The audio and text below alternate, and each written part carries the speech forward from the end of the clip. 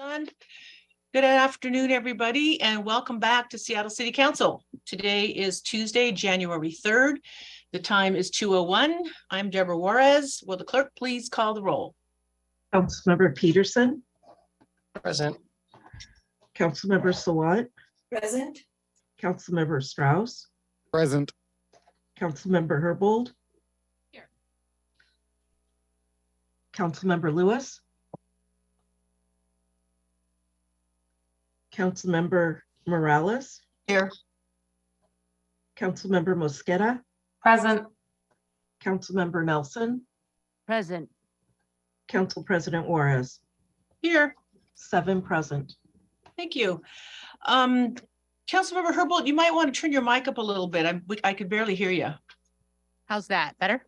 Perfect. Is Councilmember Lewis, whenever he, just let us know when he enters at some point. Councilmembers Lewis and Herbold are entering the room. I am here, Council President. Oh, good. Thank you. Thank you. Sorry, did not hear you. I apologize. Moving on in our agenda, I'm not aware of any presentations today. Moving on to public comment. Madam Clerk, how many speakers do we have in chambers and how many do we have remote? We have 10 remote speakers and 14 in the chamber. Okay. So let's do the folks that are in the chambers first. I normally do it the other way, but since we have 14 people there, and then we have 10 people that are calling in. And what we'll do today is we'll give each speaker 2 minutes. And Madam Clerk, I will now hand it over to you to go ahead and provide the instructions via recording. Hello, Seattle. We are the Emerald City, the city of flowers and the city of goodwill, built on indigenous land, the traditional territory of the Coast Salish peoples. The Seattle City Council welcomes remote public comment and is eager to hear from residents of our city. If you would like to be a speaker and provide a verbal public comment, you may register 2 hours prior to the meeting via the Seattle City Council website. Here's some information about the public comment proceedings. Speakers are called upon in the order in which they registered on the council's website. Each speaker must call in from the phone number provided when they registered online and use the meeting ID and passcode that was emailed upon confirmation. If you did not receive an email confirmation, please check your spam or junk mail folders. A reminder, the speaker meeting ID is different from the general listen line meeting ID provided on the agenda. Once a speaker's name is called, the speaker's microphone will be unmuted and an automatic prompt will say, "The host would like you to unmute your microphone." That is your cue that it's your turn to speak. At that time, you must press *6. You will then hear a prompt of, "You are unmuted." Be sure your phone is unmuted on your end so that you will be heard. As a speaker, you should begin by stating your name and the item that you are addressing. A chime will sound when 10 seconds are left in your allotted time, as a gentle reminder to wrap up your public comments. At the end of the allotted time, your microphone will be muted, and the next speaker registered will be called. Once speakers have completed providing public comment, please disconnect from the public comment line and join us by following the meeting via Seattle Channel broadcast or through the listening line option listed on the agenda.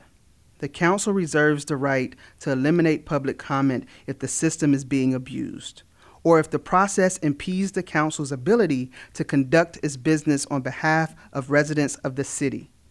Any offensive language that is disruptive to these proceedings or that is not focused on an appropriate topic as specified in council rules may lead to the speaker being muted by the presiding officer.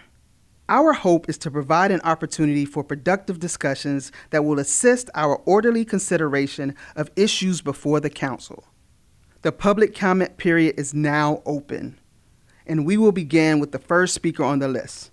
Please remember to press *6 after you hear the prompt of, "You have been unmuted." Thank you, Seattle.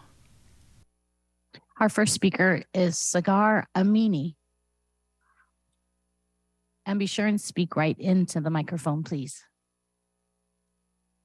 Yes, thank you. Hello, my name is Sagar Amini or Sahar Amini. And as a UW student in Seattle and a member of the Iranian community, I want to extend my deepest gratitude to this council for hearing us, for hearing what we have been chanting for the past 4 months.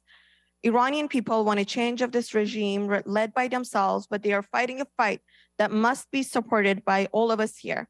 They want to live with dignity and the freedom they so much deserve.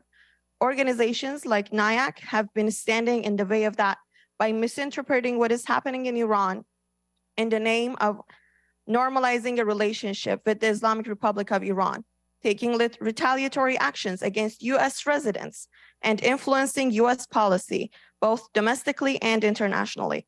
I myself am a victim of these bullying and retaliatory actions.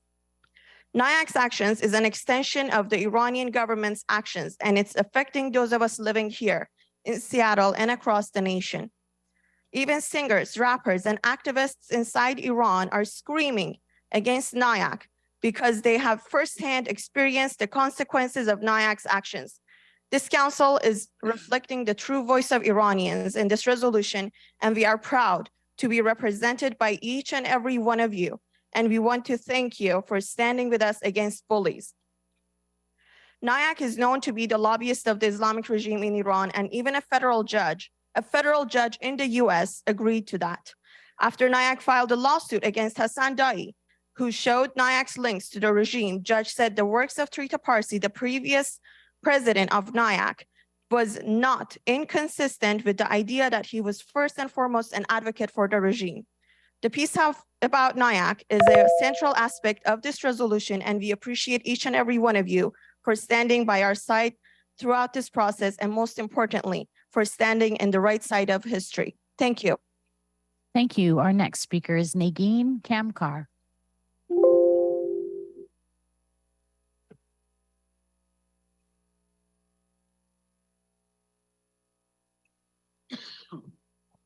Thank you, Council President and members of the Seattle City Council. My name is Nagin Kamkar, and I'm a longtime Seattle resident and Iranian American. I'll be speaking to Resolution 32078. The purpose of this legislation is to take a public stance with the people of Iran, condemn the Islamic regime and its affiliates, and urge local and national leaders to engage, including President Biden. It's 2023.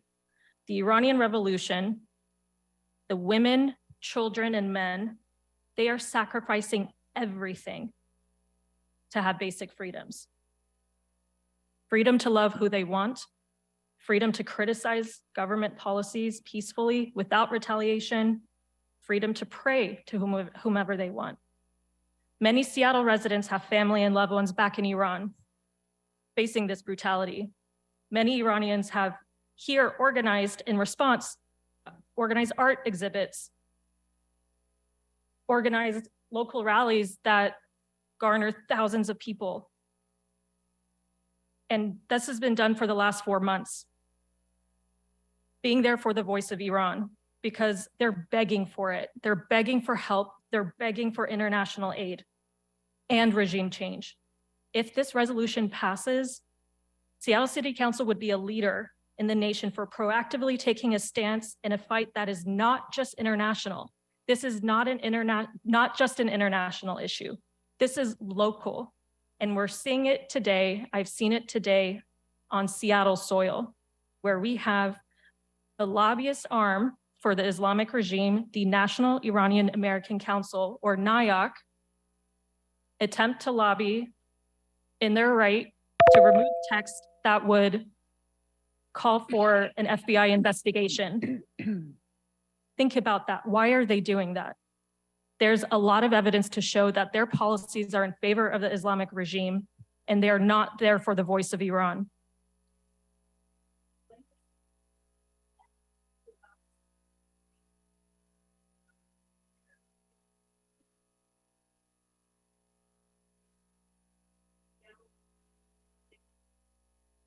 Our next speaker is Golban Mirandez.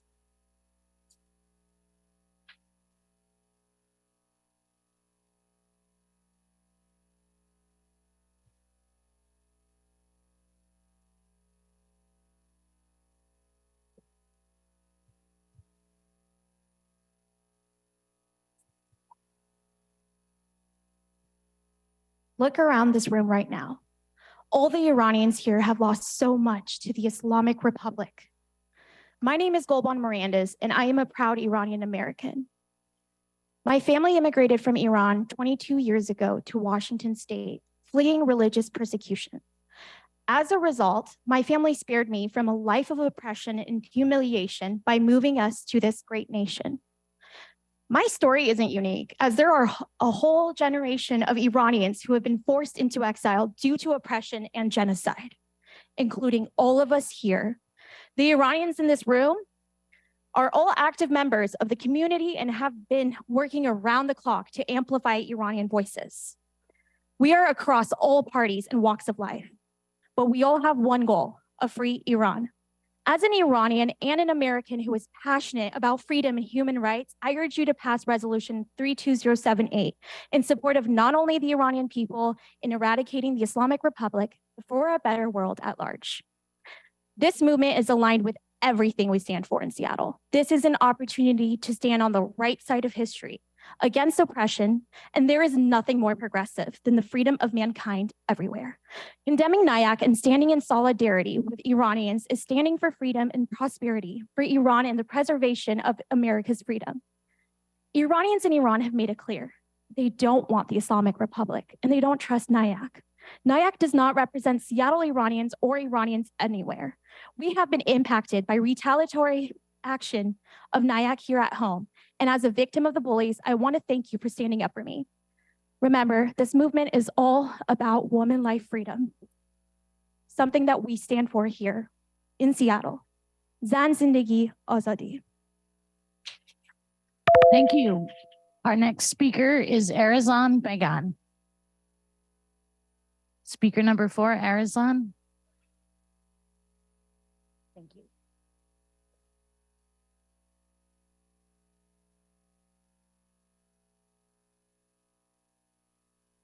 In the name of woman, life, freedom, my name is Arzu Began. I am an Iranian American Washingtonian, and today I'm here on behalf of my fellow Iranian friends to express my deep appreciation for the honorable council members in their work to support our community. I move out of Iran as a refugee after years living in fear under the Islamic Republic regime. My childhood years were filled with the horrific experience of the child rejected at the public schools for my religion, and jailing of my father for his belief. Today, I feel even more honored to say I am from Seattle. The resolution put forward by councilmen and councilwomen to address our concerns. In the past 3 months, I have had the privilege to work with other volunteers in the Iranian American community in organization rallies and be the voice of who can get their voice out. We have formed Voice of Iran, where I am currently a board member of it. We have worked days and nights to learn the ins and outs of organizing large rallies while having our own jobs and fighting on several other fronts, including disinformation about the Iran events by organizations such as NIAC. In doing so, we have been targeted, harassed, and intimidated but never gave up. Even though we are putting our lives here and our families' lives back home in danger, but we choose to do so because it's the right thing to do. Please pass Resolution 32078. Thank you. Thank you. Our next speaker is Ali Nasser Saeed. Thank you. I would like to thank the council members for allowing us to speak here. I asked the clerk previously that I could play an audio tape. President Obama is in it, and he much better than me explains what I wanted to say. If I may, please. Start it fast. You've got 1 minute and 45 seconds.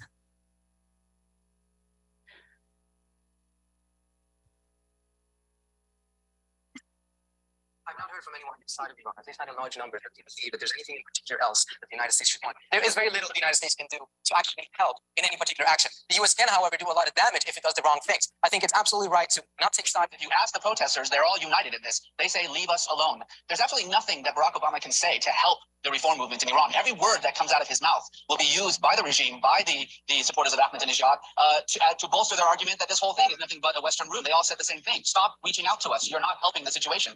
Terrible as an Iranian and as an American and as somebody who has studied this country and who has a real stake in what's taking place in Iran, I can tell you that almost the unanimous opinion of the people who are on the streets is that the more the United States stays out of this, the better chance that they have to actually succeed. It's up to the Iranian. So, the two people that you heard were members of NIAC advising President Obama in late 2010s and early 2011. So, and here is Mr. Obama himself. When I think back to 2009, 2010, you guys will recall, there was a big debate inside the White House about whether I should publicly affirm what was going on with the Green Movement, because a lot of the activists were being accused of being tools of the West, and there was some thought that we were somehow going to be undermining their street cred in Iran if I supported what they were doing. And in retrospect, I think that was a mistake. Every time we see a flash, a glimpse of hope, of people longing for freedom, I think we have to point it out. We have to shine a spotlight on it. We have to express some solidarity about it. Thank you. Thank you. Our next speaker is Sarvanaz Sheikhan.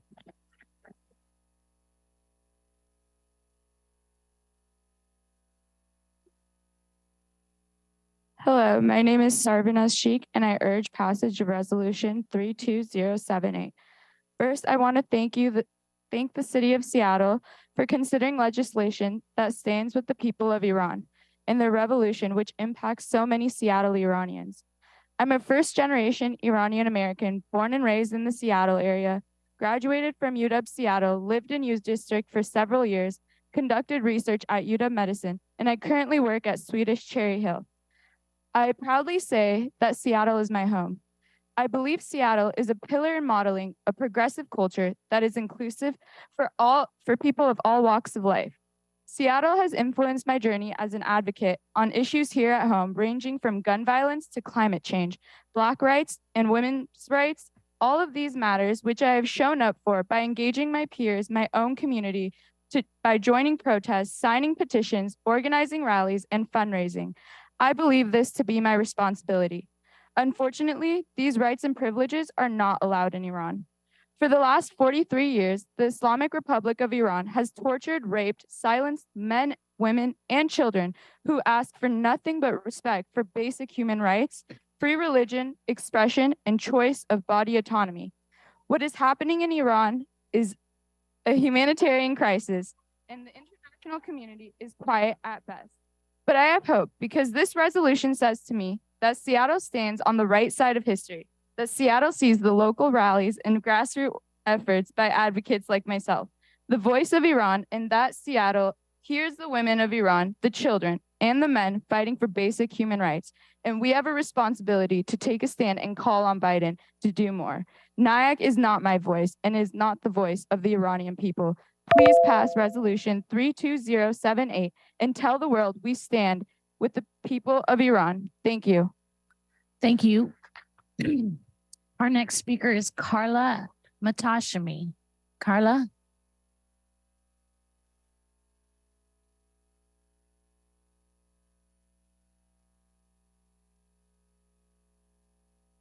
Hi, I'm Carla Matashami.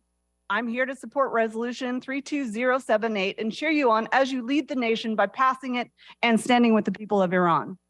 I was born in the US, I'm a veteran. I live in South Seattle and Boulevard Park. My father is an immigrant from Iran.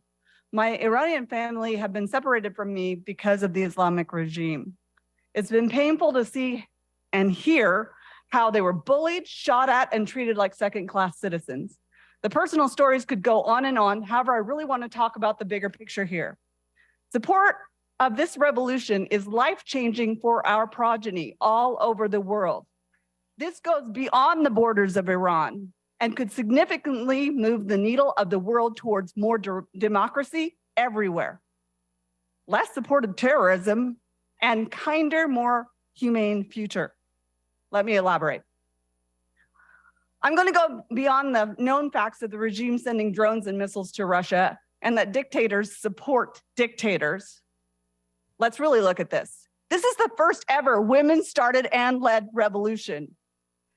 Standing up for women, life, freedom is standing up for life itself. Women in Iran have been subjugated, tortured, raped, murdered, and keep getting up and going into the streets. Why? What gives them that strength? I think it's because living in fear of tyranny is not living at all. No freedom, no life. So women bearing the ability to bring life into this world would rather give up their own than let those future lives smother in despotism. That is the strength of responsibility. When women stand up for freedom, we stand up for everyone. And we stand with those women. Martin Luther King said, "He who passively accepts evil is as much involved in it as he who helps perpetuate it." So thank you, City Council, for becoming real leaders and leading the nation in support of Resolution 32078. Thank you. Our next speaker is Leanne Olson. Leanne Olson.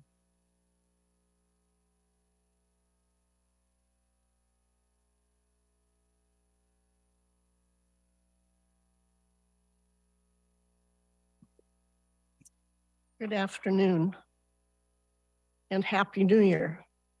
I'm Leanne Olson. I'm a board member and the current preservation chair of the Queen Anne Historical Society. I'm here with a couple of my committee members, and we respectfully urge you to approve postponement of the vote on CB 120312 until the last week in February. The council committee decision made at their December 9th meeting has given the public very little time to learn about and consider their recommendation to reject the bill. The time between the committee meeting and today was compressed by various end-of-year celebrations, and the upcoming months will also be impacted by national holidays. As you know from our letters to you, we object to the committee's recommendation. Along with numerous constituents from other council districts, we believe that the rejection of this bill would represent a serious threat to Seattle's landmark ordinance. However, the reason for the requested delay is to allow the general public a fair opportunity to share their views with you. Thank you for considering this request. Thank you. Our next speaker is Michael Hershenson. Thank you. Greetings. I'm Michael Hershenson. I am also here from the Queen Anne Historical Society. We urge rejection of the neighborhood's Education, Civil Rights, and Culture Committee's recommendation and ask for your vote for Council Bill 120312, establishing controls and incentives for the Seattle First National Bank building on Denny Way, a city landmark since 2006. Rejecting this bill would disregard Seattle's preservation processes, where in anticipation of council approval, controls and incentives are negotiated in good faith by the city and property owners as a normal second step in the landmarking process. A negative vote would undercut 50 years of protecting our historic urban landscape. The Queen Anne Historical Society encourages well-planned urban density and supports multifamily housing. The potential transfer of development rights from the bank site would achieve both preservation and density goals. Denny Way chronicles the rich tapestry of Queen Anne's urban history, from the Denny farm at Seattle Center to the park the Denny's donated to the city in 1883. The story pivots around the bank building, and it ties to the open spaces of the second regrade and the post-World War II automobile age. It is a critical feature of our neighborhood, and we urge you to protect it. Thank you. Thank you. Council President, we've used our 20 minutes. Would you like to extend the public comment period? Yes, how many people do we have in chambers left and how many people on We the have line? five. We have 5 people left in chambers, and I believe we still have approximately 8 to 10 remote. Okay, so we should extend public comment to at least 3 o'clock? That sounds safe. Okay, let's be safe. Thank you. Thank you. Our next speaker is Tom Rasmussen. Good afternoon, council members. It's great to see you and Happy New Year. I'm Tom Rasmussen here in support of Council Bill 120312, which adopts controls and incentives for a landmark building. Passage will encourage transit-oriented development and avoid the unprecedented action of rejecting an agreement between the property owner and the city. The Uptown Neighborhood Plan supports more density in housing, and the community supports this landmark. The controls and incentives will help make that happen. The development capacity of this site will not be lost. It can be transferred to another site in the neighborhood. This legislation is also supportive of climate action goals. Reuse of the building reduces the consumption of new material resources and the carbon emissions associated with new construction. The building meets an extraordinary 4 of 6 criteria to qualify as a landmark. Only one is needed. We've heard people request delays so the public can weigh in more on this issue and perhaps to allow you to delve into the issue more yourself. Having been in your shoes for 12 years, my request and recommendation is that you vote for the controls and the incentives today and put this behind you. Thank you very much. Thank you. Our next speaker is Deb Barker. Deb Barker.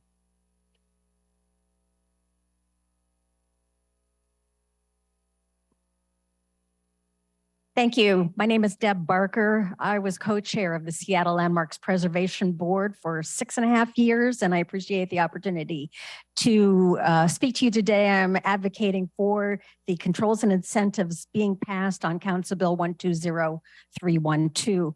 At the weekly meetings that I attended for 6.5 years, both on ARC and in actual board meetings, I viewed dozens of nominations, evaluated criteria, visited sites, and voted on each project based on the codes in place, even if I disagreed with them.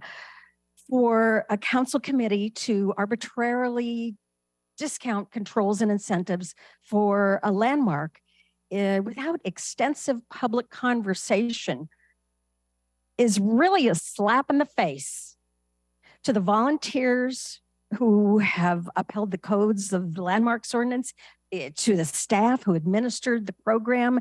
And well, I believe that Queen Anne's Martin Kaplan, who wrote a letter to you, said it best, so I'd like to read that into the record.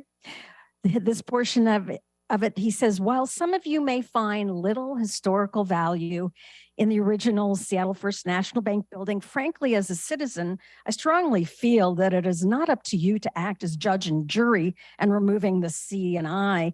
This move is unprecedented and opens up far-reaching consequences for all properties possessing landmark status now and in the future.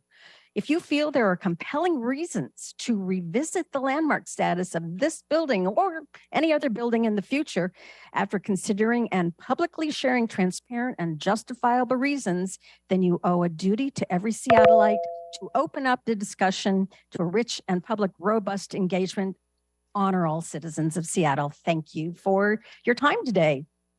Thank you. Our next speaker is Eugenia Wu.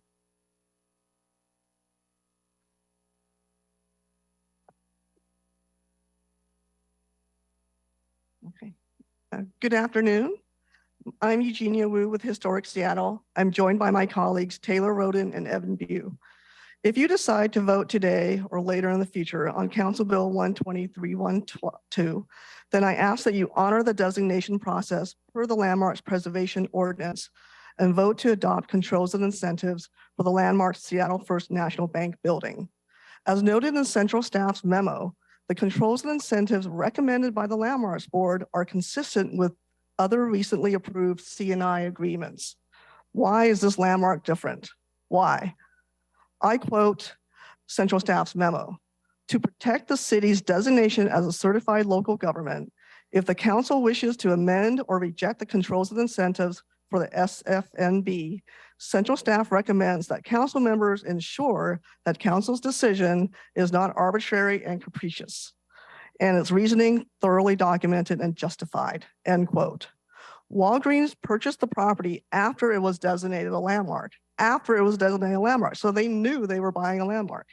They signed a controls and incentives agreement with the city, and the board approved the agreement. This is how the process is supposed to work.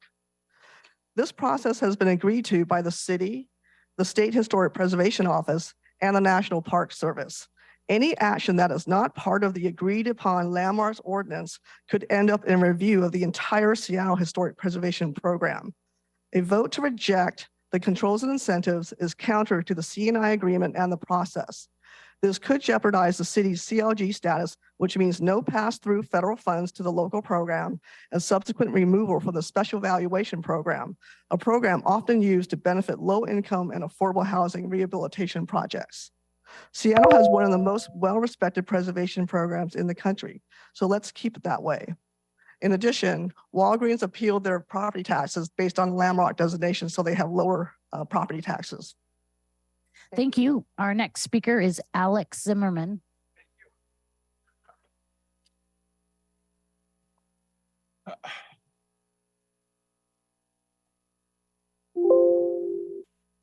Hi, my name is Alex Zimmerman. Yeah, and I stand here with my red sign and with my David yellow star because I am Jew. And I want to speak about 417 about appointment of police chief. And I totally disagree what has happened because I have huge experience. I'm expert. I'm 3-time prosecuted, arrest probably a couple dozen times. So, because I'm expert in this situation, my opinion totally no. And I explain to you why. Mayor Harrell, you know what it means, a black man choose another black man only for political reason. It's number one. Number two, we have absolutely identical situation for another 4 years with another black person. It's not all right. working. We're not, Madam Clerk, shut the mic down. Mr. Zimmerman, you are being offensive and disrespectful. We are not talking about people's race. We will not besmirch the name of our mayor or his race or anyone else.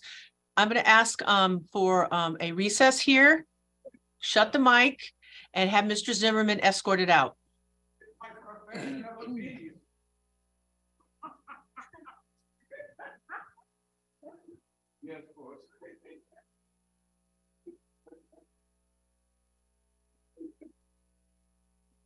Okay, our next speaker. This is our last in-person speaker, Susanna McIntyre. Thank you.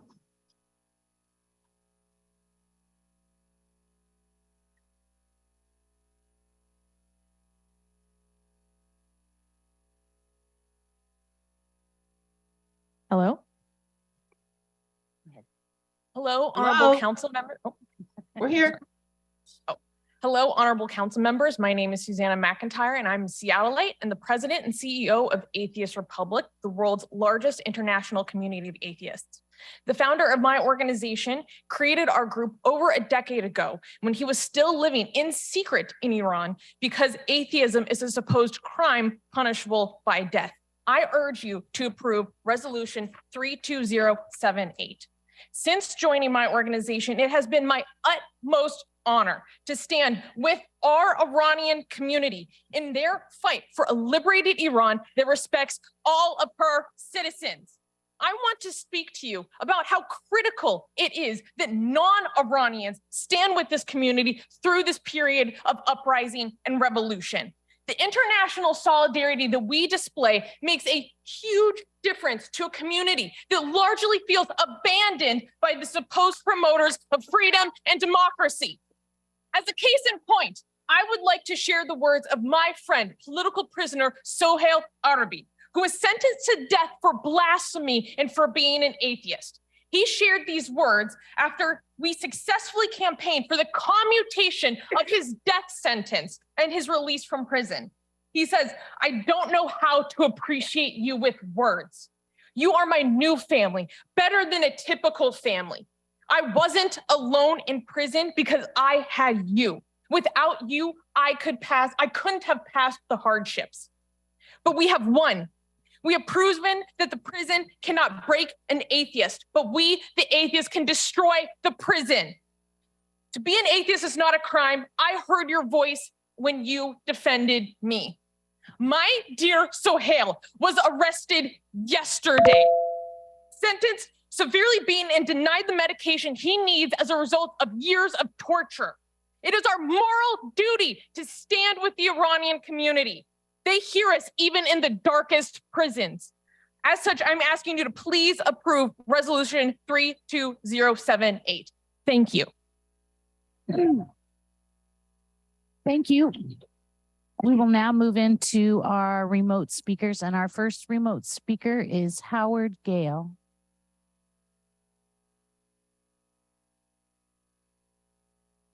Hi, good afternoon. Howard Gale with seattle.gov commenting on our lack of police accountability. Today, you will formally appoint a new police chief and a new member of the Community Police Commission. In 2 days, on Thursday, January 5th, it will be the 1-year anniversary of the Seattle police chasing a naked Latinx man in severe mental health distress with a snarling, aggressive dog, and then, after less than 2 minutes, releasing the dog to attack his naked crotch and then shoot him to death. You paid for the officer, you paid for the attack dog, you paid for the gun and the bullets, and you paid for an accountability system that rendered this tragedy forgotten and invisible. This council, the police, and the entire police accountability system have spent the last year ensuring, even if only by turning a blind eye, that a man robbed of his life was also robbed of his humanity and dignity by leaving him unnamed and unremembered for the last year and almost certainly for the years to come. I would say that you rendered him a statistic, but even that was taken from him. 1 year later, this incident is still not accounted for on the SPD's crisis data set. Let me repeat that. 1 year later, that incident is not on the SPD's crisis data set. 1 year later, we have no idea what investigations were done or their outcomes. This is precisely the environment that encourages police abuse. Chief Diaz has been part of and led a culture of Seattle policing that has killed 18 people suffering a mental health crisis in the last 18 years, all people with an edged weapon or no weapon at all, like the person killed 1 year ago this week, like Derek Hayden the year before, like Terry Caver killed just 6 days before George Floyd, like Ryan Smith and Danny Rodriguez, both killed the year before that, like so many others. Today's appointments to public safety will only help perpetuate the same police culture that brutally murdered John T. Williams over a decade ago, when many of you promised us a different future. How will a police chief and a community police commission that has stood by in silence over the brutal police murder 1 year ago provide Seattle with any hope of change or justice? Thank you. Thank you. Our next speaker is Jeff Murdoch.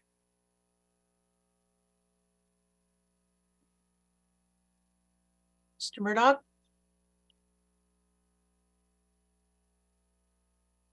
You want to call the name again, Madam Clerk? Good afternoon. Ready. Oh, thank you. Hi. My name is Jeff Murdoch from Historic Seattle. My apologies. I'm calling to support the adoption of the Controls and Incentives Agreement for the First National Bank building on Denny Way. Historic Seattle is an organization that supports saving Seattle's meaningful places.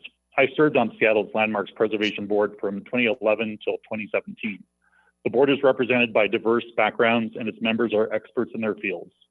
You have entrusted this board of qualified citizens to evaluate the significance of historic properties, to vote on designation alterations, and to adopt controls and incentives agreements. These decisions are not made lightly, and they involve public discourse from many communities. The claim that historic preservation is preventing the creation of much needed housing in Seattle is inaccurate. It is a false dichotomy. Old buildings, some of them historic, provide naturally affordable space across the city. Old buildings offer sustainability, diversity, and resiliency in our city's building stock. These places also provide connection to our shared histories, which cannot be replaced. Only 0.5% of Seattle's built environment has historic designation, among the lowest of any American city. In Seattle, we typically designate only a handful of properties as individual landmarks each year. The Seattle First National Bank building, like so many other landmarks in the city, offers the potential for adaptive reuse and sustainable redevelopment. Please do not undermine the volunteer board that you entrusted to do this important work. Vote to adopt the Controls and Incentives Agreement approved by the property owner, the city, and the board. Allow the Landmarks Board and property owner to work together to sensitively adapt the landmark while developing other parts of the site, such as the parking lot. The Landmarks Board has a long history of successful redevelopment of landmark properties, and the council should trust them to do so in this case. Thank you for your consideration. Thank you.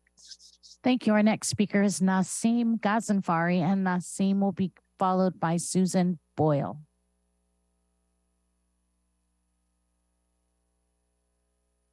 Go ahead, Nasim. In the name of the God of the rainbow, my name is Nasim Ghazanfari, and those were the words of Kian Pirsalak, a 9-year-old, brilliant, beautiful boy who was murdered by the Islamic Republic by gunshot when riding in the car with his parents. He had done nothing wrong. He was a brilliant inventor, loved robotics, and wanted to one day grow up to be an inventor. His parents had to keep his body preserved in ice from their refrigerator in their home before they could have time to bury him, because Islamic Republic not only kills children, but also steals their body. I have a son. I moved here to Seattle to raise my son in a free, democratic, and progressive community. Being thousands of miles away from Islamic Republic, I am still being targeted by NIAC-affiliated individuals because I have been speaking up, because I have been in the rally, because I have tried to be the voice of the Iranian people. The resolution 32078 put out by the Honorable Congresswoman Juarez and Congressman Strauss puts a huge, I'm sorry, I was trying to go off the script, but I decided not to. This resolution is huge for our community. We urge you to pass it. NIAC has betrayed our community for years, for decades. They have portrayed a colorful picture of my country that doesn't exist.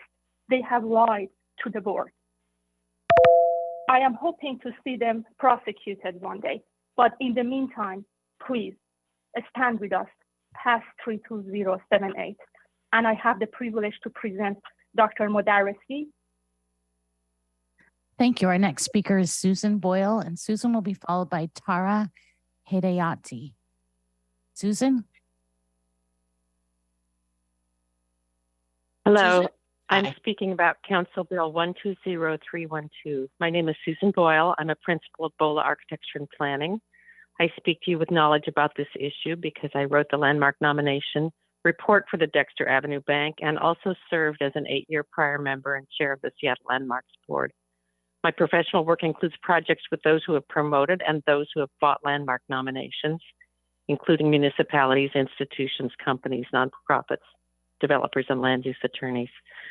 I provided you with written comments, but I want to focus on one, which is that this building, this property, is historically and architecturally significant. It embodies the modernism of Seattle during a critical post-war period leading up to the Seattle World's Fair and the emergence of our city as a forward-looking, progressive place. The city and site design embody a new design for services to diverse customers with an emphasis on convenience, openness, and transparency, rather than a hierarchical bank design for the rich and powerful. As an interpretation of established design, it demonstrates the successful branding efforts of a local institution. The current property owner purchased this property with full knowledge of the building's landmark status, and it negotiated the very agreement that you seek to overturn. I want to note how effective Seattle's landmark process has been over the last 50 years, supporting preservation of over 450 individual landmarks. Think about the Space Needle, the Smith Tower, the Log House Museum, UW Canoe House, the Elephant Car Wash sign, the historic fire stations and libraries throughout the city, and hundreds of buildings in the historic districts of Pioneer Square, Chinatown, downtown Ballard, Pike Place Market, Fort Lawton, and Columbia City, among others. Seattle's landmark process and the negotiated agreements have succeeded for decades. I urge you to approve the agreement. Thank you.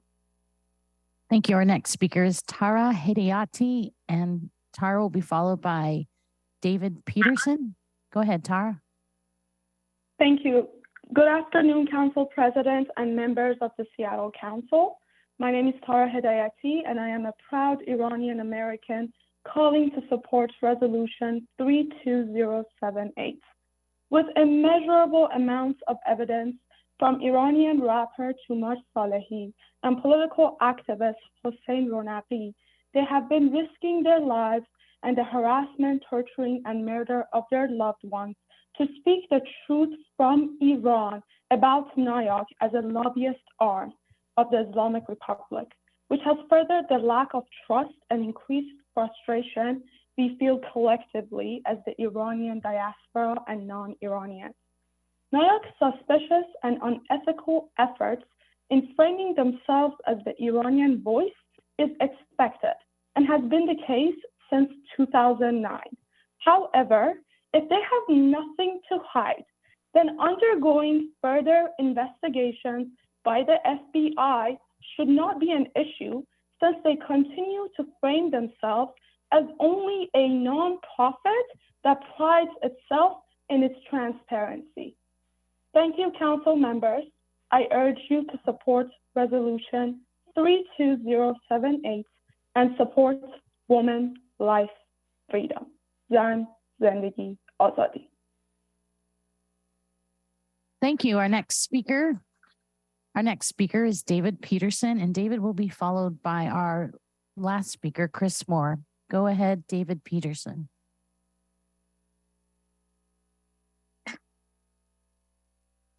Mr. Peterson? Hello? Mr. Peterson, you may need to hit *69, possibly.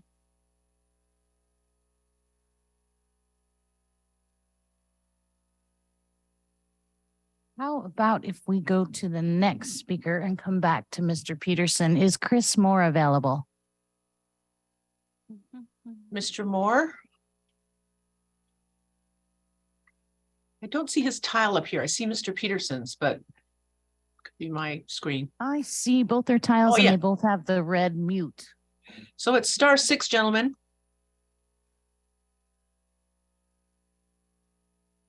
Go ahead, Chris Moore.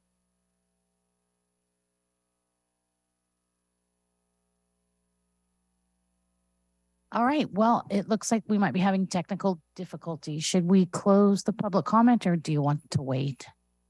Let's close the public comment. And if it comes back, because we have a few items where if we need to be interrupted, we can. Mr. Peterson, it's *6. Mr. Moore, it is *6. I see your tiles are still up there, and I would hate for you to. Oh, hello. Hello. Can you hear me now? We sure can. Yes. Sorry. Okay. Okay. Good. I'm glad that worked and it finally came through. Yes. I appreciate your patience. So thank you for the opportunity to comment today on CD 120312, an ordinance relating to placing controls and incentives on the Seattle First National Bank building, which is a designated city landmark. I'm Chris Moore, the Executive Director of the Washington Trust for Historic Preservation, and we're a statewide advocacy group supporting preservation and cultural resources in communities throughout Washington. So whether you vote today or in the future, we do urge passage of CB 120312.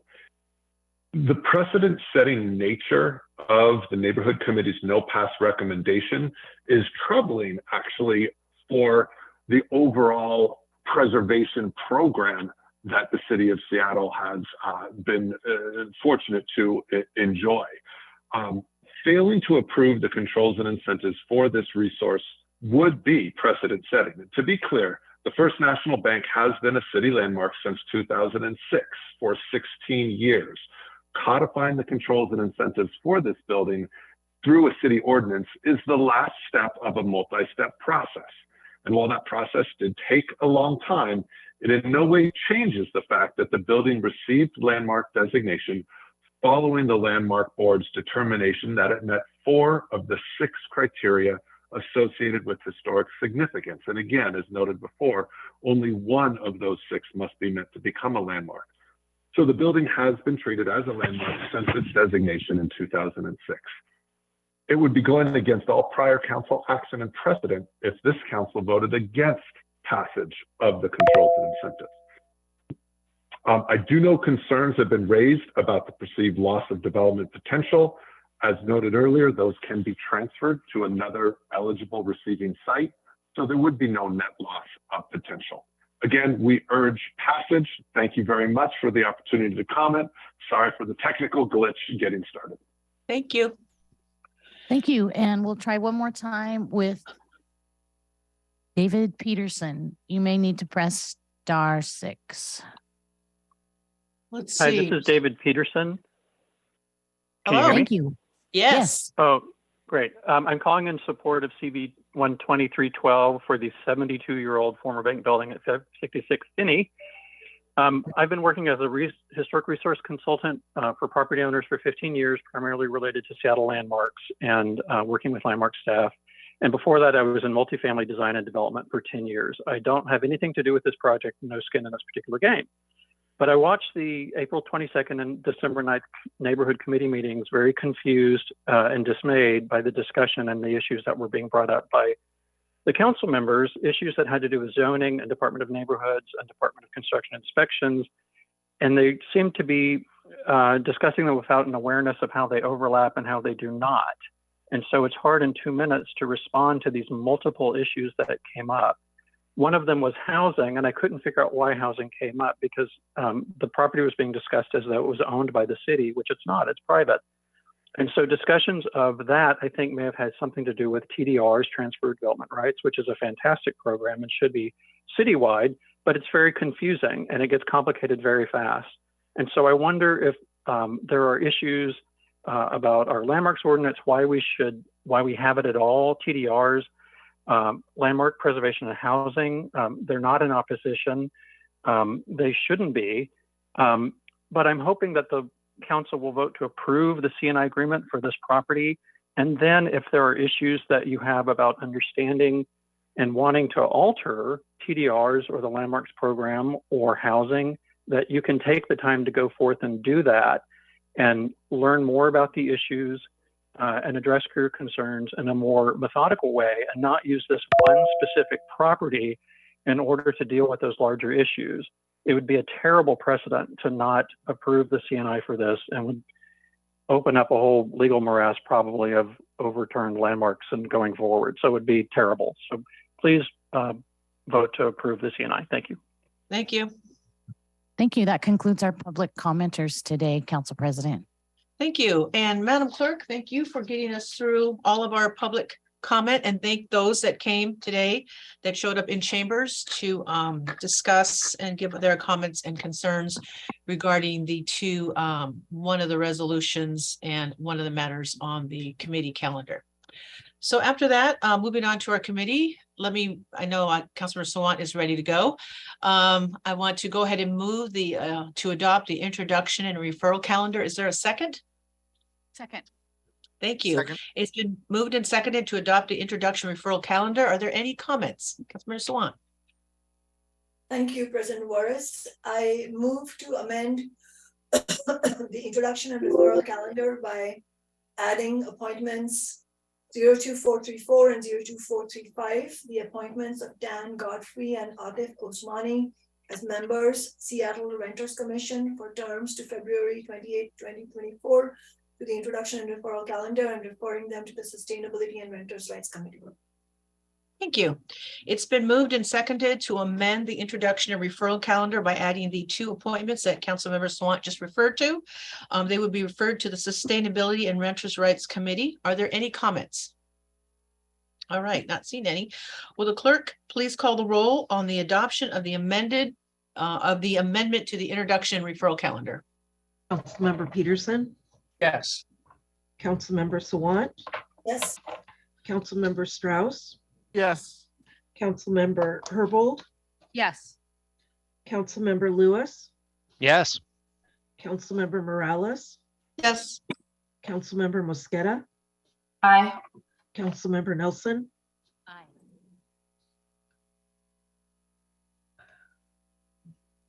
Councilmember Nelson. Nelson? Aye. Thank you. Council President Juarez. Aye. 9 in favor, none opposed. Thank you. The motion carries. And the appointments of 02434 and 02435 are included on the introduction and referral calendar to be referred to the Sustainability and Renters' Rights Committee. I'm guessing there are no further comments on the amended introduction of the referral calendar. All right, seeing that there are none, if there's no objection, the introduction and referral calendar will be adopted as amended. Hearing no objection, the introduction and referral calendar is indeed adopted as amended. Thank you, Councilmember Sawant. Moving on to adoption of the agenda. If there's no objection, today's agenda will be adopted. Not seeing or hearing any objection to the agenda is adopted. Moving on to the adoption of the consent calendar. We will consider today on the proposed consent calendar. The items include number 1, payroll bill, Council Bill 120485, Council Bill 120486, and Council Bill 120488. Those are all payroll bills. Very common. We do them every week. Next, my understanding is that we have 3 committees regarding 11 appointments. First, starting 6 appointments in the Economic Development, Technology, and City Light Committee appointments. There, I understand, again, there are 6. 4 appointments coming out of the Neighborhoods, Education, and Civil Rights and Culture Committee, and 1 appointment coming out of the Public Safety and Human Services Commission. Are there any items that council members would like removed from today's consent calendar? Madam Clerk, I'm sorry, I didn't see your hand up. Oh, I just wanted to mention there's also the minutes, the approval of the minutes from December 13th at the very top of the consent calendar. Good catch. I just saw that. Thank you for keeping me on my toes, Madam Clerk. The minutes of December 13th, 2022. So with all of that, does anyone have, would any council member like to remove any of the items we just listed from the consent calendar? All right. Hearing none and seeing none, I move to adopt the consent calendar. Is there a second? Second. All right. I think I heard a second. It's been moved and seconded to adopt the consent calendar. And will the clerk please call the roll on the adoption of the consent calendar? Councilmember Peterson. Yes. Councilmember Sawant. Yes. Councilmember Strauss. Yes. Councilmember Herbold. Yes. Councilmember Lewis. Yes. Councilmember Morales. Yes.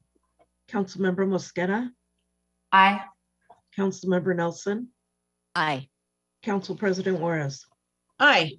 9 in favor, none opposed.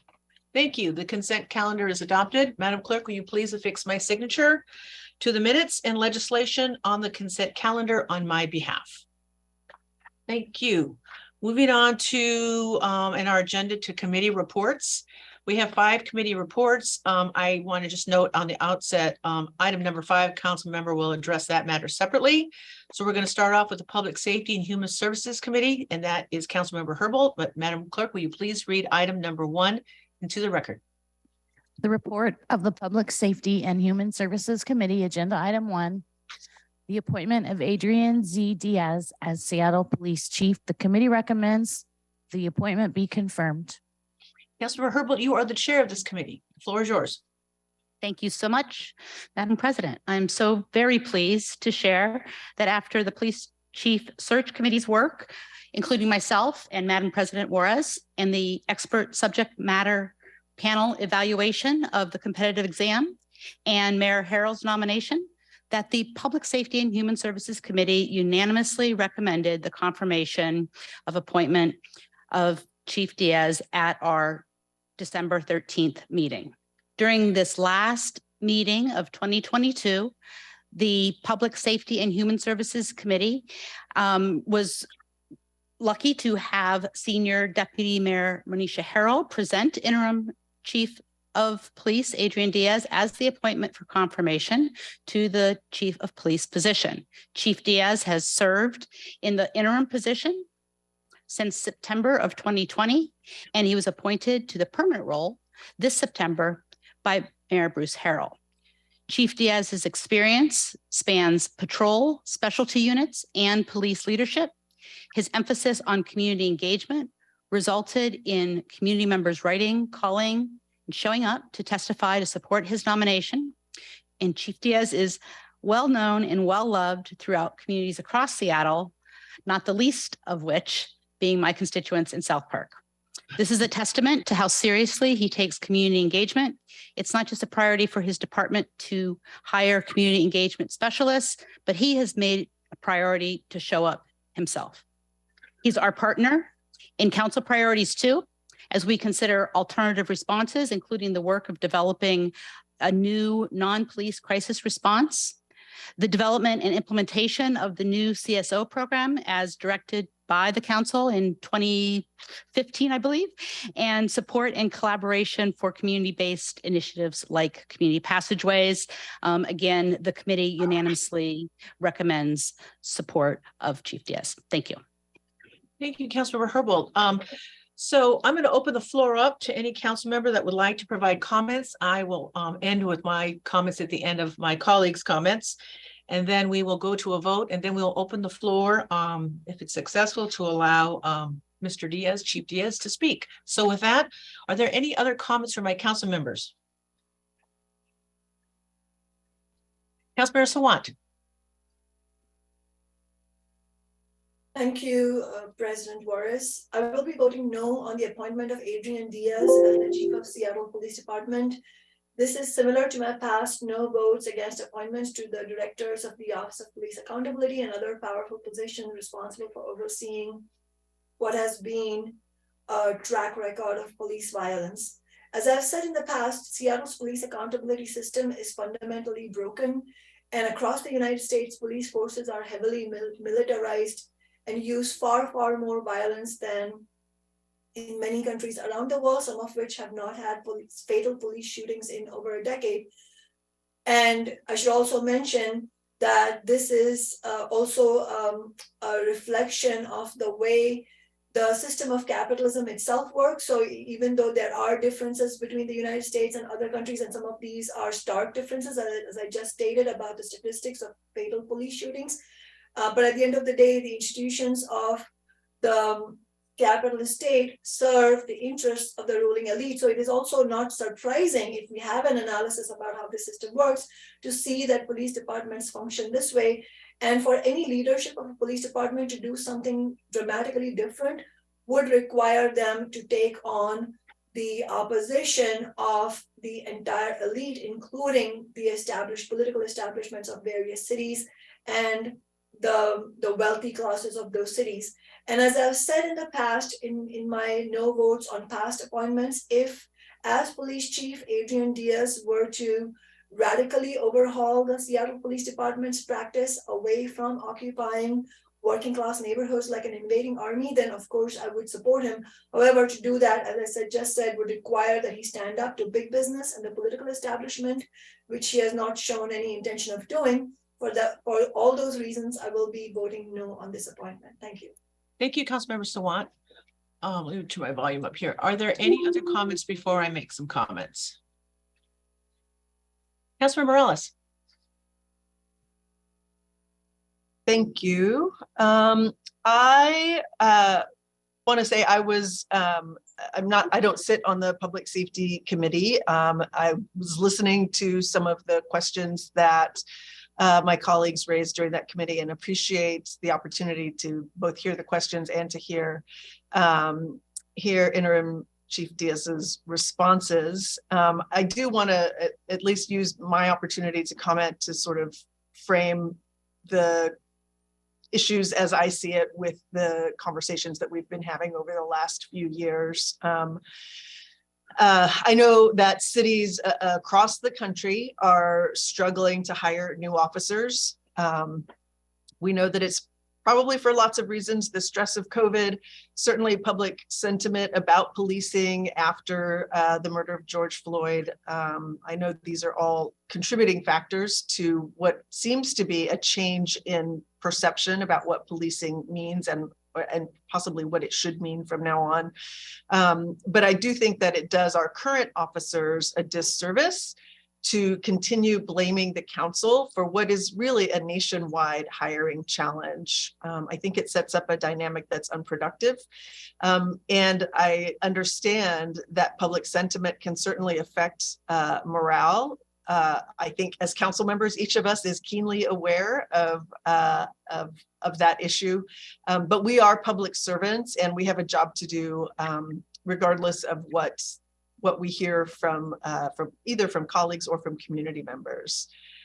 I also want to say that when we have hundreds of thousands of guns on the streets in the city, in the state, we do need to be able to respond. We need to be able to investigate, particularly if some of this is organized in some way, which it seems to be in some cases in the city. And public sentiment is still asking how we hold officers accountable when use of force or bias policing occurs.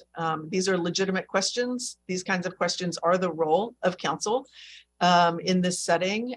And in the context of community safety in particular, we have a fiduciary responsibility to ask if paying for overtime or hiring bonuses is a better use of public services, of public dollars.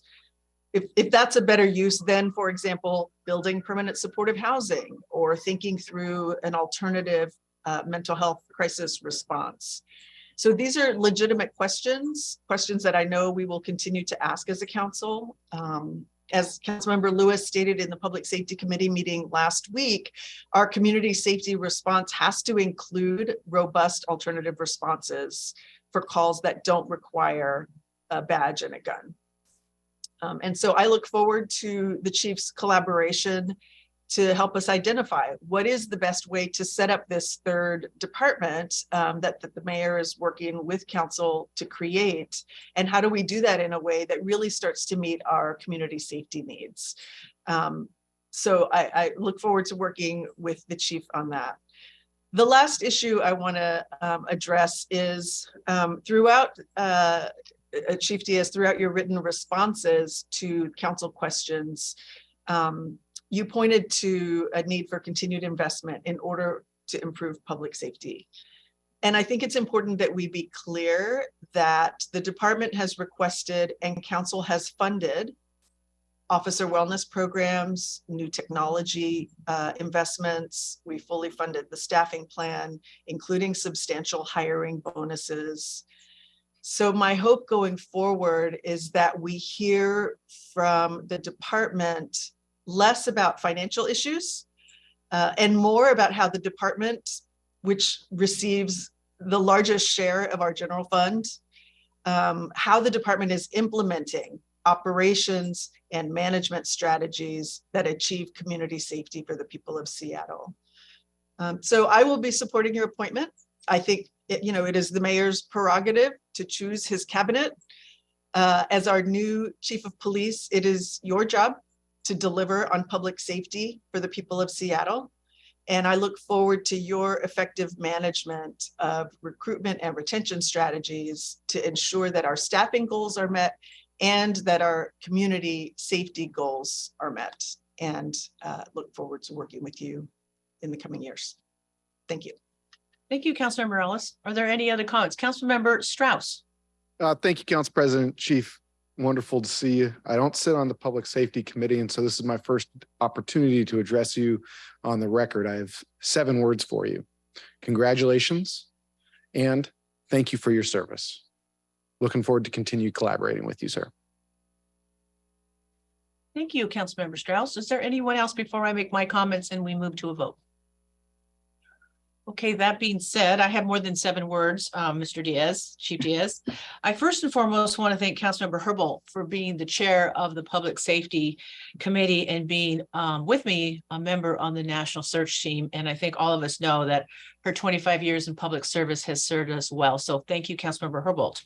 Also, a huge thank you to Pamela Inch, our senior executive recruiter that brought all of us together, and Kimberly Loving, the director of the Seattle Department of Human Resources. These are the people behind the scenes that schedule the meetings, the Zoom calls, the interviews, all through the summer, all through the fall. And I just want to thank you so much for all the hard work that you did in bringing us all together. And of course, a big thank you to Mayor Harrell and Mayor Harrell's staff, some of which that were on the search committee and worked with us. And we had really good open conversations about the city of Seattle, its going forward, our chief of police, what does that person look like? Who is that person? So for me, that was an honor to serve. I just want to also thank Chief Diaz that we have our weekly meetings and we talk, and I appreciate him being candid and straightforward with me in my office, and I'm sure with other colleagues as well, about the crime in our city, but also the good things that happen in our city. And sometimes we don't spend a lot of time talking about the good things that go on in our great city. Chief Diaz, I had an opportunity, as did my colleagues, to review your confirmation packet. It was dated October 17th. Everything I'm about to say is also online. So this isn't anything the public does not have access to. Dated October 17th, the packet that was sent to us by Mayor Harrell. We also, on July 5th, I had an opportunity to go through and again, look at your letter to the selection committee that we all had a chance to read about why you wanted to be chief of police. And also, and thank you, Councilmember Herbold, for this as well, and those of you that participated, the 15-page response that you provided, Chief Diaz, to city council members, answering the 21 questions that we put to you, and you answered every one of them. And before I thank a few other folks, I want to just highlight and read into the record, and I hope the public will have an opportunity to look at your 15-page response to our 21 questions. Something that really struck me and what I believe in leadership was question number 19. And that is one of the questions I was asked of you, and I don't know who posed it, but whoever did it, good job. What do you want your legacy to be as chief? And I want to read into the record what your answer was, because for me, leadership is about, you lead to leave and you leave a legacy. Your answer to question 19 on page 14 was, my vision is to build a beloved community, a community at peace. Martin Luther King Jr. talked about a beloved community that is cared for regardless of poverty or race. I share that goal. To do this, we must know what our community wants us to do. We must restore and build public trust, and we must focus on continuous improvement and innovation. Clearly, I cannot do this alone. I have my team, I have my department, I have my community, and I have, above all, the city of Seattle, which, if it shares my dream for peace, will hopefully work collaboratively with me and the Seattle Police Department to create this reality. At the end of my tenure, I hope that people will say, he helped bring peace to Seattle and he cared. Now, for me, that was very powerful, besides all the ways you answered the other questions as well. I hope, too, that you will leave that legacy for us, Chief Diaz. In addition, we had got some comments and support from other people. And I just want to pull out a few names that have supported your nomination to be our next permanent chief of police. We have Reverend Harriet Walton from the Mothers for Police Accountability. We have Dr. Brent Jones, the superintendent of Seattle Public Schools. We have Carmen Martinez, the manager of the Duwamish Valley Youth Corps. We have Kathleen O'Toole, our former chief of police. And we also have Rachel Smith, who is the Seattle Metropolitan Chamber of Commerce president and CEO, and many more. Now, I bring up those names because I'm hoping that the public is watching and keeping in mind also the comments of what Councilmember Sawant shared and Councilmember Morales. I don't think we walk into this all dreamy-eyed that everything's going to be perfect. I think we know where we got to go. I think we can all agree that we have to go forward. And so with that, I will be supporting Chief Diaz's confirmation to be our permanent chief of police. And so with that, I'm going to hand it back over to Councilmember Herbold if she has closing remarks before we go to a vote. Councilmember Herbold? Thank you. I was actually going to lift up the answer to question 19, which you did. Oh. So I'm good. Thank you. I too was struck by the poignancy of Chief Diaz's desired legacy. See, when you get old, you have wisdom. Thank you, Councilmember Herbold. Is there anything else you want to add before we go to a vote, Councilmember Herbold? I don't. I encourage folks on the council to vote in favor of Chief Diaz. Thank you very much. Will the clerk please call the roll on the confirmation of the appointment? Councilmember Peterson? Yes. Councilmember Sawant? No. Councilmember Strauss, Yes. Councilmember Herbold, Yes. Councilmember Lewis, Yes. Councilmember Morales, Yes. Councilmember Mosqueda, Aye. Councilmember Nelson, Aye. Council President Juarez. Aye. 8 in favor, 1 opposed. Great, thank you. The appointment is confirmed. Congratulations, Chief Diaz. You are now recognized to provide remarks, and I see that you are in chambers. There he is. Congratulations. Thank you so much. And, I just want to say it's such an honor to be the chief of the 18th largest city in the country. The city is such an amazing city. It has taken 2.5 years to get to this point.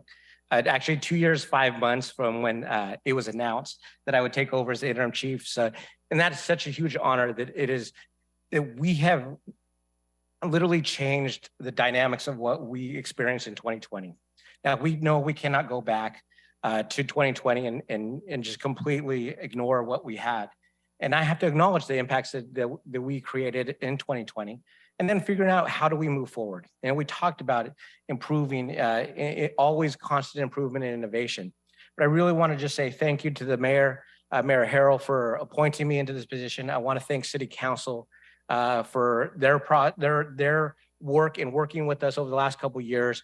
I have met with I think every one of you. I've had a conversation with each and every one of you, and we've really had a really deep conversation about how do we improve public safety in general in this city. And while we always sometimes have different opinions, we at least know where our heart is. When I look back at some of the things that we've had to do and how the challenges that we've faced, yes, we had George Floyd, we had a pandemic, we had budget cuts, we had officers leaving at a high rate of speed.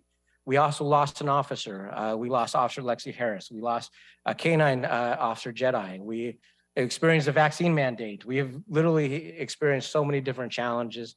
But what I've noticed is people step up.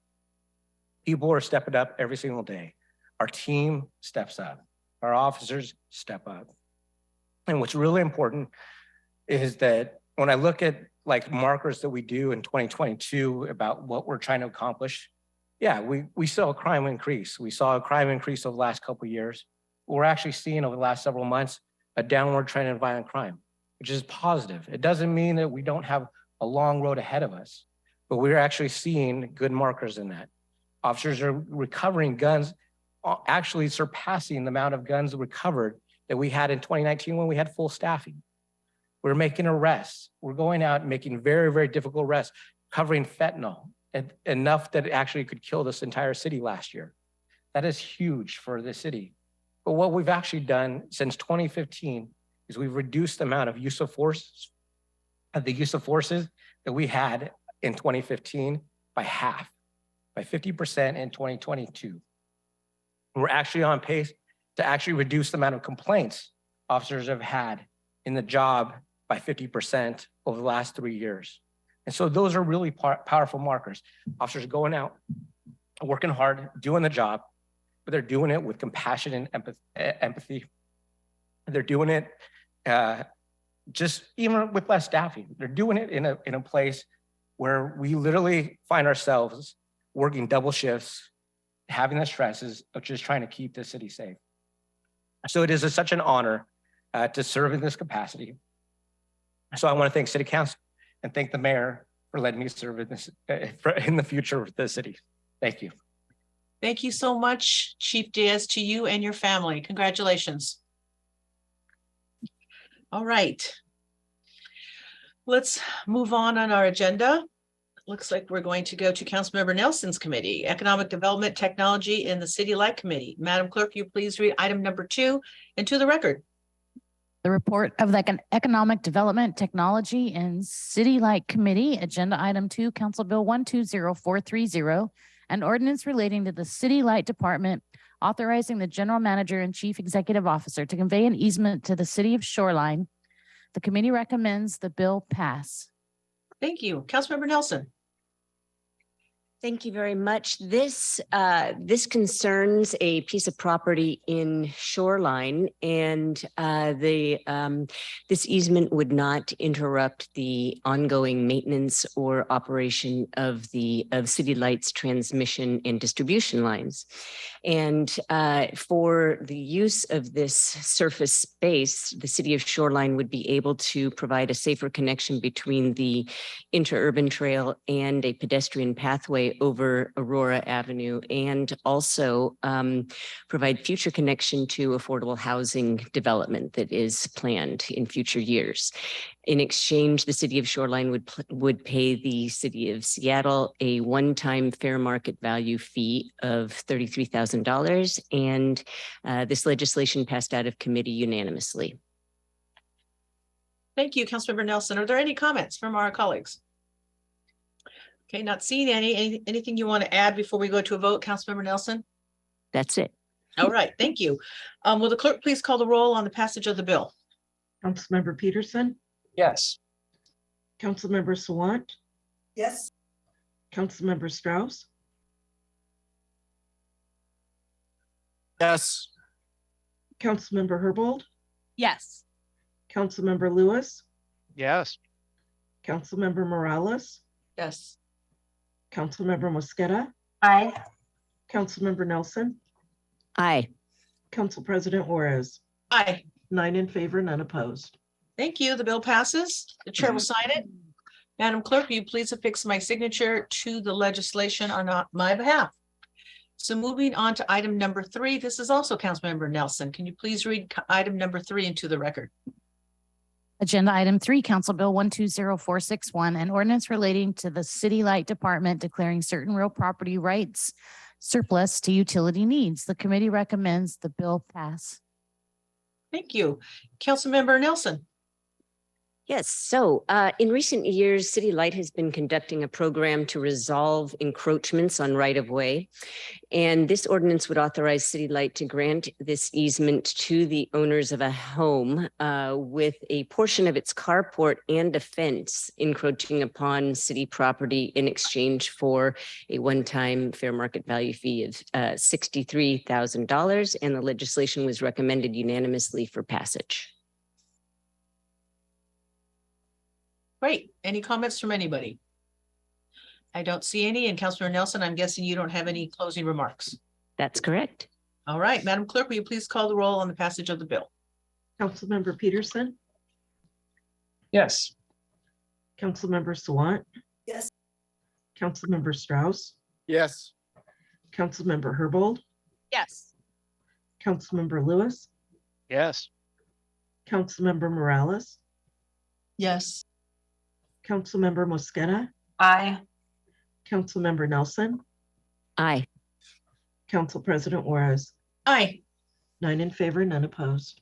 Thank you. The bill passes. The chair will sign it. And Madam Clerk, please affix my legislation to the signature. Please affix my signature to the legislation. Let's move it on to item number 4, which is also Councilmember Nelson. Will the clerk please read item number 4 into the record?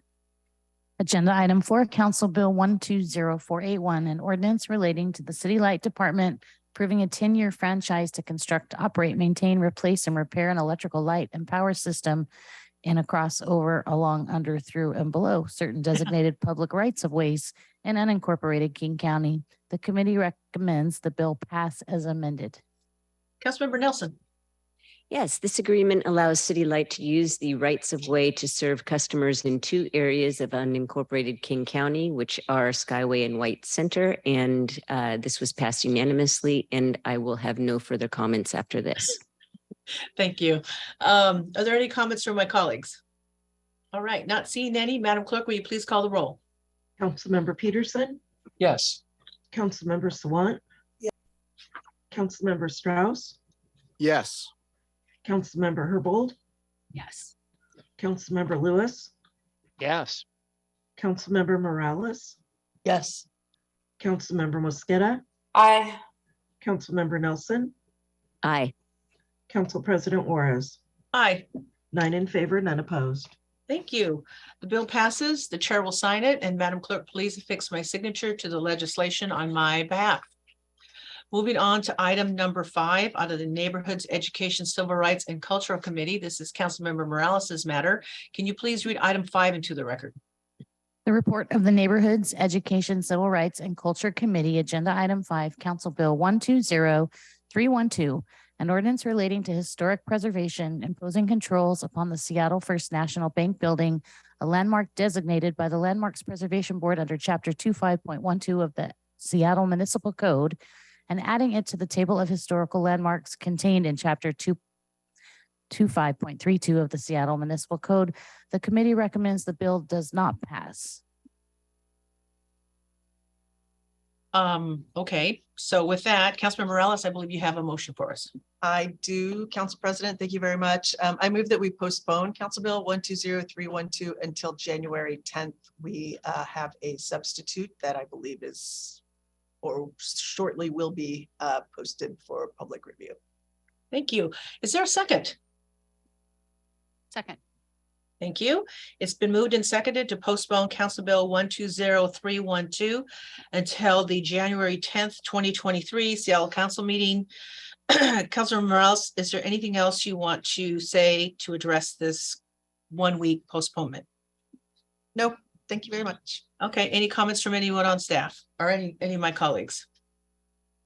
Not seeing any. Will the clerk please call the roll on the motion to postpone Council Bill 120312 until January 10th, 2023, which is next Tuesday?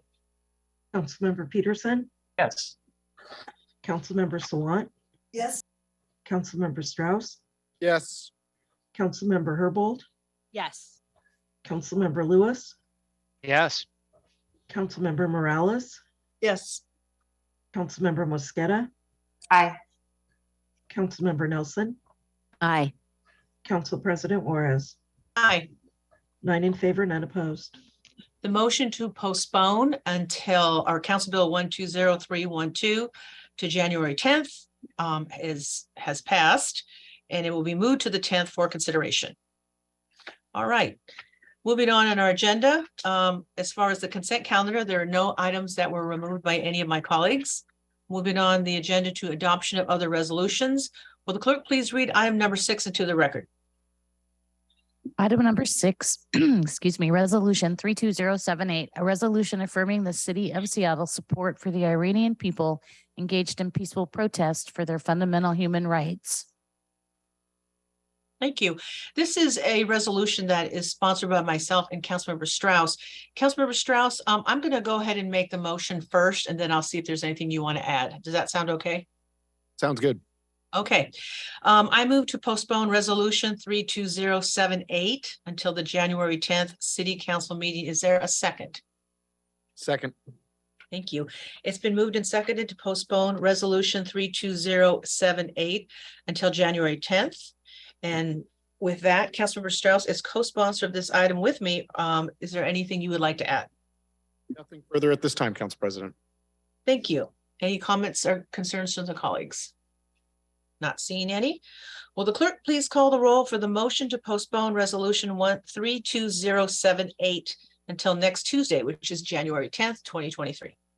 Councilmember Peterson, Yes. Councilmember Sawant, Yes. Councilmember Strauss, Yes. Councilmember Herbold, Yes. Councilmember Lewis, Yes. Councilmember Morales, Yes. Councilmember Mosqueda, Aye. Councilmember Nelson, Aye. Council President Juarez. Aye. 9 in favor, none opposed. The motion to postpone is passed and the resolution will be brought back next Tuesday on January 10th, 2023. Moving on to other business. So what we have in front of us is that Councilor Herbold has a proclamation proclaiming January 2023. And Councilor Herbold, please correct me if I get this wrong, to be the Human Trafficking Awareness Month that we will need. And I understand we need to fill the role to determine which council members would like their signatures affixed to the proclamation. But at this time, Councilmember Herbold, you are recognized to address your proclamation. Thank you so much, Madam President Juarez. As the proclamation from the mayor and city council proclaims, January 2023 2023 is Human Trafficking Awareness Month. As noted in the proclamation, this recognition was first established in January 2010 by President Obama to proclaim equality and freedom inherent to all people, to advocate for legislation and protections for survivors, to educate leaders, and to encourage public awareness and action against various forms of human trafficking. The proclamation further notes, the city of Seattle is striving to become a place where human trafficking does not exist, where people have opportunities available to them so as not to fall into financial vulnerability, and where all people are treated as fully human and worthy of fair pay, safe working conditions, and freedom from human rights violations. I want to thank the Human Services Department for working with my office as well as with Mayor Harrell in developing this this proclamation, and hope everybody can indicate their support today. Thank you. Thank you. And Councilmember Herbold, thank you for providing us a copy of the proclamation early. I always appreciate that. And also your leadership as well as others in during budget when we, and Councilmember Mosqueda should be thanked on that one as well, where we do fund organizations that are committed to stopping human trafficking, not only in our city, but in our county as well. So, and I will be voting to support this proclamation for this month. I want to thank you for your leadership on this, Councilmember Herbold. Are there any other comments before we go to a vote? Okay, I do not see any other comments. Madam Clerk, will you please call the roll to determine which council members would like their signatures affixed to the proclamation declaring January 2023 to be Human Trafficking Awareness Month? Councilmember Peterson, Yes. Councilmember Sawant, Yes. Councilmember Strauss, Yes. Councilmember Herbold, Yes. Councilmember Lewis, Yes. Councilmember Morales, Yes. Councilmember Mosqueda, Aye. Councilmember Nelson, Aye. Council President Juarez. Aye. 9 signatures will be affixed to the proclamation. Thank you very much. Before we move, is there any other business before I actually make a few comments to adjourn? Not seeing any. This does conclude our council meeting for today, and the next regularly scheduled council meeting will be held on Tuesday, January 10th. I want to thank you all and have a great afternoon. We are adjourned. Thank you.